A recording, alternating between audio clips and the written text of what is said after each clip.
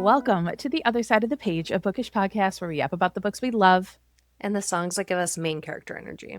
We're here to sift through the chaos that is our TBR. And to let you know why a book might just be your next favorite read. I'm Britt, dramatic plot twist lover and champion for MMCs needing to be more pathetic and down bad.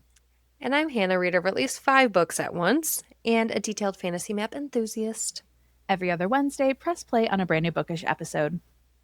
And stay up to date with the books we will be covering by following us on social media at othersideofthepagepod over on TikTok, Instagram, and Threads. Yes, and don't forget to follow, rate, and review the podcast a shining 5 stars on your preferred platform because it helps us so much with visibility.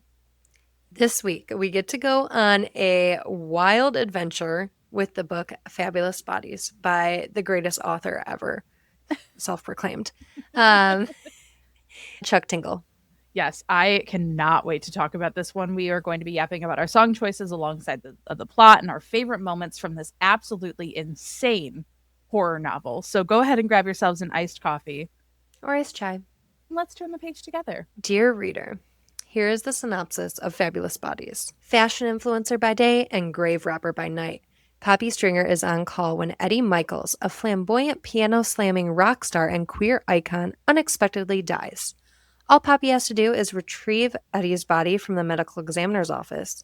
But what starts as a routine delivery quickly goes off course when Eddie wakes up. Poppy must fight for her life in a blood-soaked night of carnage and fabulous entertainment all across Palm Springs. And we think you should read this book if you just want a campy horror adventure set in Palm Springs. Yes, it is so wild. It's so over the top, and I'm absolutely obsessed. Now, hear me out, though. This one in particular, is definitely not for everyone. So, if any of the following are potentially triggering for you, or if like horror in general is a little rough and you don't like things that are over the top, you might want to skip out on this one. But yes, there's a lot of gore, body horror, murder, cancer, kidnapping, cannibalism, animal cruelty, abandonment. In general, this one is fairly gory compared to a lot of the horror that we cover. I feel like we cover a lot of like the psychological side of horror, and this is a true gore fest. Again, in a fabulous, sparkly, campy way. Yes. So do with that information what you will, but just know that this is not a book I would recommend to everyone, and that is A-okay. No. Let's talk about our song choices. Yep. So when we first started the pod, we wouldn't talk about our songs before. We would do it like live reactions, but then we've started to just kind of converse and plan our episodes a little bit more and putting our songs in. But we didn't talk about this one until like right before the episode.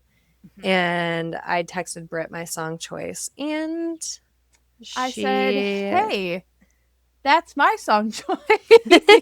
But so the song that we chose is I'm Still Standing by Elton John.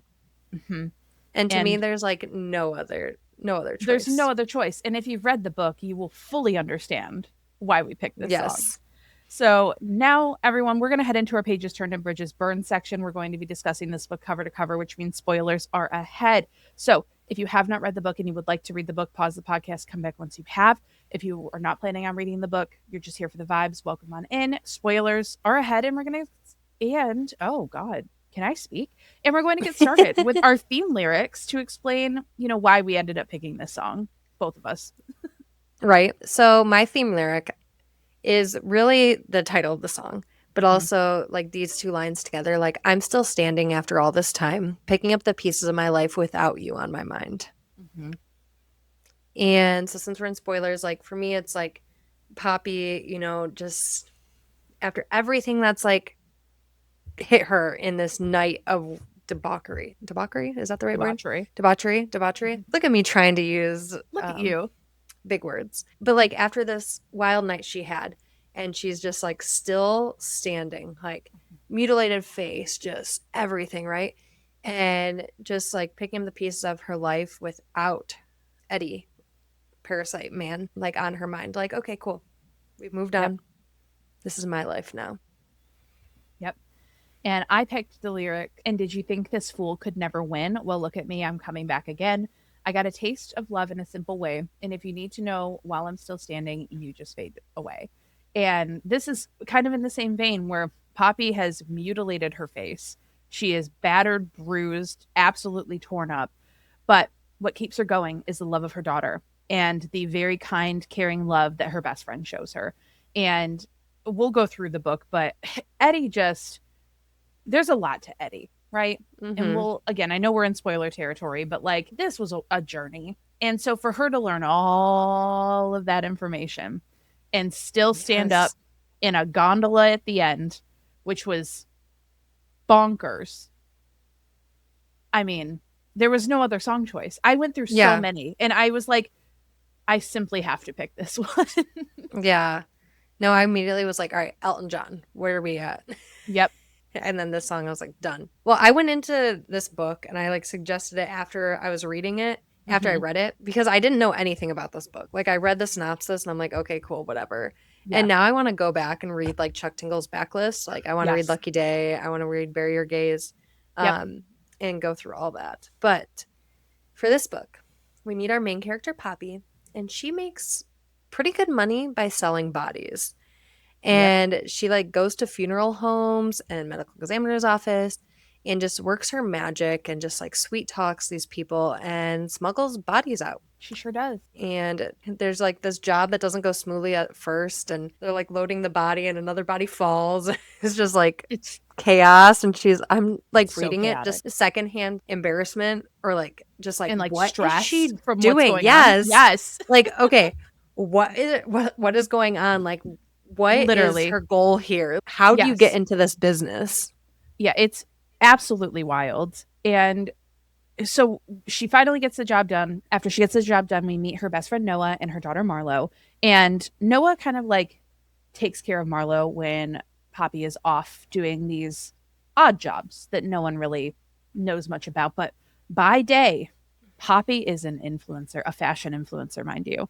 She is Mm-hmm. posting her fashion choices. She's doing great for herself. Now she finally makes it back. Noah's ready to get out of there. They are platonic friends. It's not, there's like a very deep rooted like love and respect for each other. But Poppy is a lesbian, I believe, right? Or at least bisexual. Yeah, She talks queer about it. somehow. Yeah. Yeah. Yeah. But Poppy is queer. She talks a lot about girlfriends and being attracted to other women throughout the book. And so she finally gets home. She's ready to go. But then she gets a mysterious phone call. And the mysterious phone call is like, hey, bestie, if you want to come retrieve this body, you're going to make 5 million American dollars. And she's like, this sounds like a scam. And they're Mm-hmm. like, hey, bestie, Check your check your bank bank account. account. And they had wire transferred a very large sum of it. I think like a quarter or something of it up front. Yeah. And it was already in her bank account ready to go. So she's like, well, I guess I'm going to get a body. Yeah. I know. And then she recalls Eddie Michaels died in a Mm-hmm. freak accident earlier. Yep. And so who does this mysterious caller want her to go get? Him. His She body. sure does. Yep. Eddie. So she accepts because she loves Eddie and like, why not? Like, I'll take this $5 million paycheck. Like, sure. Yeah. I'm not going to vet everything. And Eddie is a pop star. Like, Yes. who did you picture? Now, Like, when we say Eddie-ish. pop star, we mean like gay icon pop star. Yeah. Now, speaking of gay icons, I am wearing my Renee Rapp shirt, so I feel like that was My very girl. appropriate, for the episode. Mhm. But I pictured a mix of similar to you. I thought like an Elton John meets kind of like you said, like a Harry Styles, like you said, but also like a David Bowie sort of Mhm. situation. Yeah, I was thinking like Freddie Mercury, like Mm-hmm. that combo. Yep. But yeah, I think his own entity, but like that's like who my vibe was. Yes, Like the sparkly showmanship of all that. But absolutely. so she goes to retrieve the body, and Mhm. surprise, Eddie is what? A zombie. He's alive, reincarnated in a weird version of himself. Reanimated. I don't right? whatever it is, the corpse is alive. The corpse But is he's moving. definitely not dead. Not dead. And so he's like, Poppy, yo, you gotta come with me. Gotta finish up a few things. Like, Hmm? let's go. Yep. Now, this is where shit goes off the rails, right? And this is where I immediately knew that Chuck Tingle was an author that I would be like this with moving forward. Eddie can control people, and he starts controlling Poppy. So she is fully conscious of what's happening, but cannot move her body. Yep. And we find out later later basically that there are like these like pheromones that go into the air that once they go into your nostrils, into your nasal passageway, he can mind control you. And he claims that he made a deal with the devil. That's what his claim is. And so it is like while they like are controlling people, it's just like disgusting the things horrifying. that he makes these people do. I mean, really, like he makes people kill each other, kill themselves in very creatively disturbing ways. Again, and this is where we say, guys, if you have not read this and now you're intrigued by what we're saying, if you do not like body horror, if you do not like gore, I need you to back out now. And like, I feel like I sometimes don't like it. Yeah. But I think in this way, like just the campiness of it, I was able to push through. It is very, but it is very intense. It's very intense. It's very disgusting, but it's also done with like a slight levity to it. Like everything in this book is at 1,000%. This book starts and ends at 1,000%, and at no point do you get a breather from what's happening. And I think that does make it better though, because we're not sinking into the moment. It's also like, I don't want to call it shock value because I don't think it is. Everything felt like it was done intentionally, but it's fucking disgusting. But I think it like, encompasses like their journey, right? Because everything happens like in that, short span of time. So like it's just nonstop until you're able to breathe. And I think that's where like even our song comes into place, right? Because it's like, at the end, like, okay, I'm still standing. Like I'm after still everything here. that happened. Yeah. Like you could have, but you try to tear me down. No, absolutely not. But he has this checklist, and there's like 4 or 5 places on this checklist that he has to get to. So Poppy is driving. Now, what's nice about Eddie being able to control everyone is that how are they going to get caught?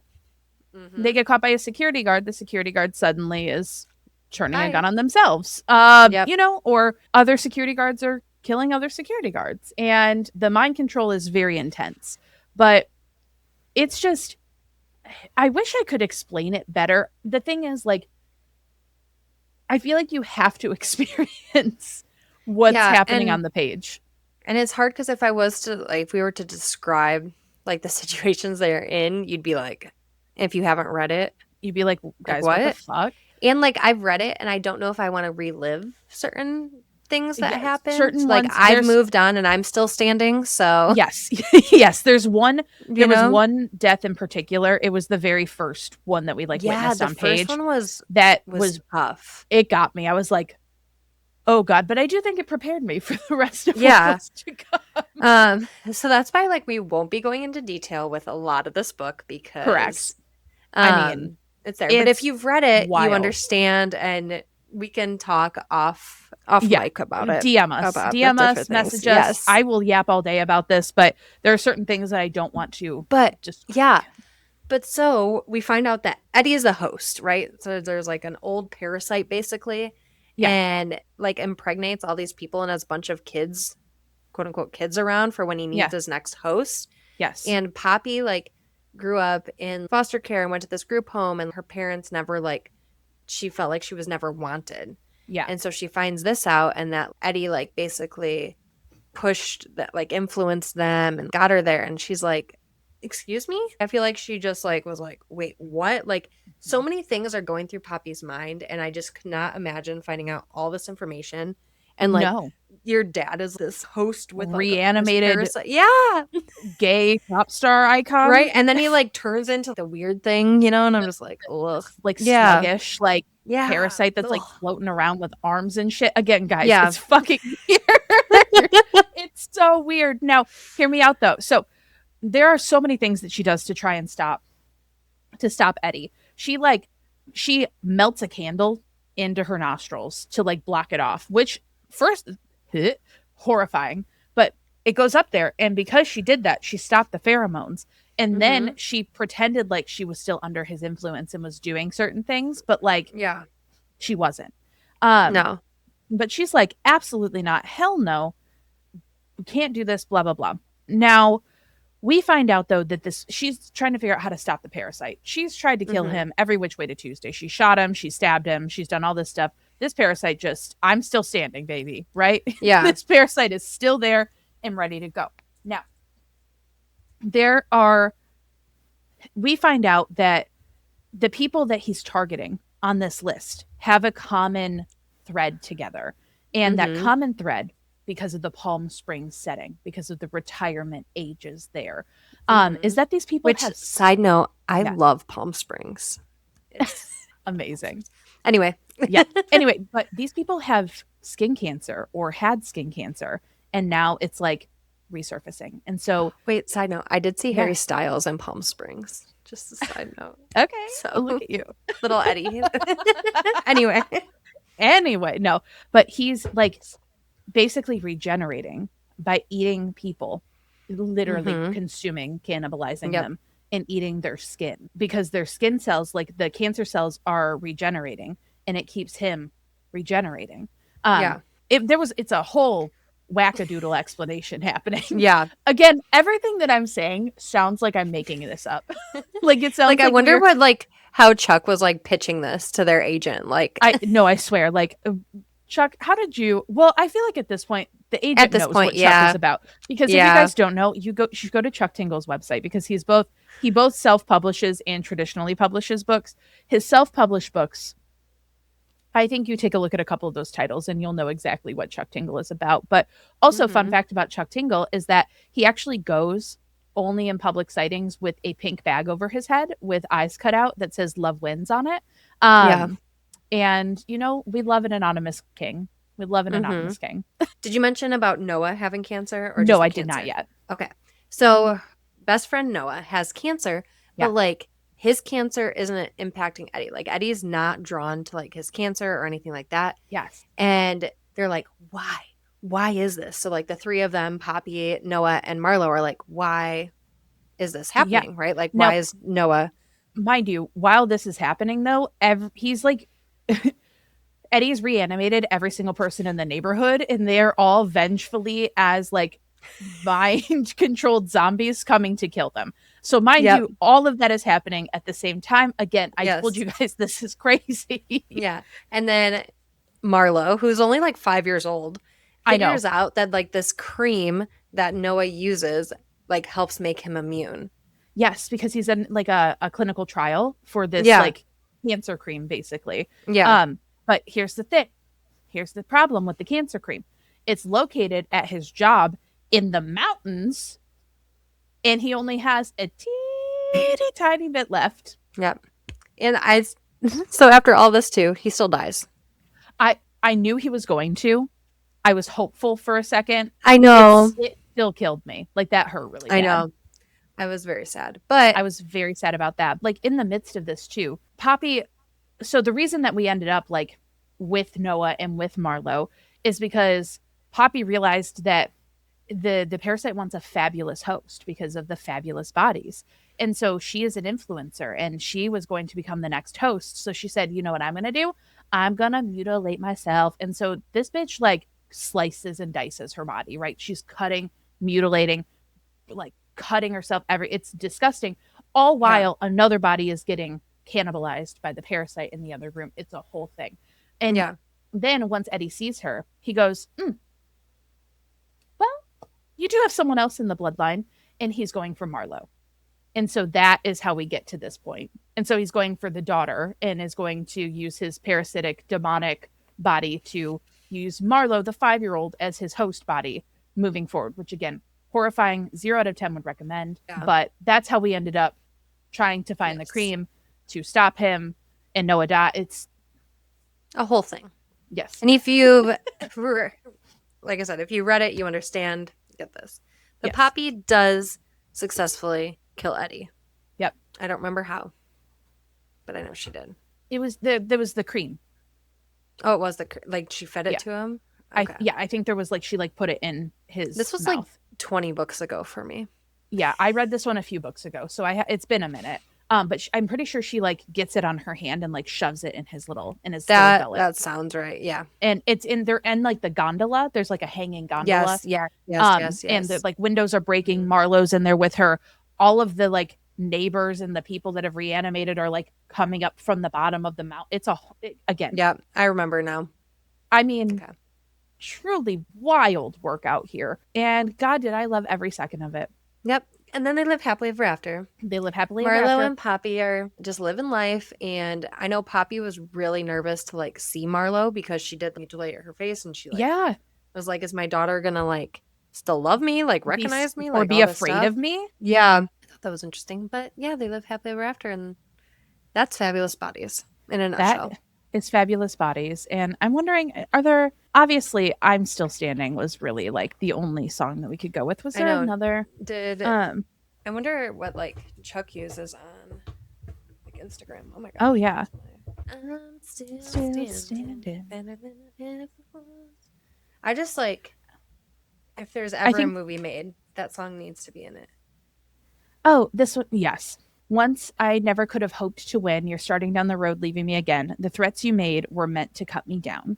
And if our love was just a circus, you'd be a clown by now.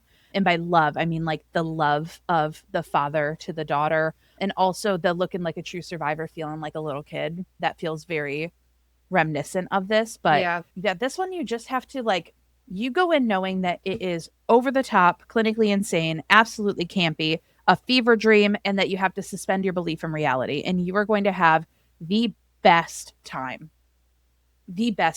with this book. So yeah, I'm interested if you have read it and you have a song that's different than ours, hopefully. DM us, let us know, because I would love to like put more songs in my head with this book, but this is the only song that's like 100% there. Yeah. So beautiful. Love it. Any other moments or I think that was it. I just know that this one's really going to stick with me, and this one's absolutely crazy. And I've already recommended it to a small handful of people, and I give them a very large disclaimer before going in. But this is one that I'm going to get a shelf trophy of because I would love to have this one. Yeah. Well, I know when I finished it and you're like, I don't know what to read. I'm like, read it. Just read it. Take my word. You're going to love it. Please read it. So that's what I did. And I flew through. I couldn't stop. It was just unbelievable. And I've just come to realize that I do think that romance and horror / thriller are my genres of choice. Like I bounce between them and then intersperse like a fantasy every now and again. And I just love it so much. Yeah. Well, thank you so much for turning the pages with us this week. Yes. And going on wild adventures. Be sure to follow us on Instagram, TikTok, and Patreon to keep up with everything on the other side of the page. Yes, and please drop a review and a 5-star rating of the podcast on your preferred platform and share us with your bookish besties. We will see you in 2 weeks to talk about a super unique translated novella called Break Room by Mai Lee. If you like reality TV, this one's for you. It's short and sweet.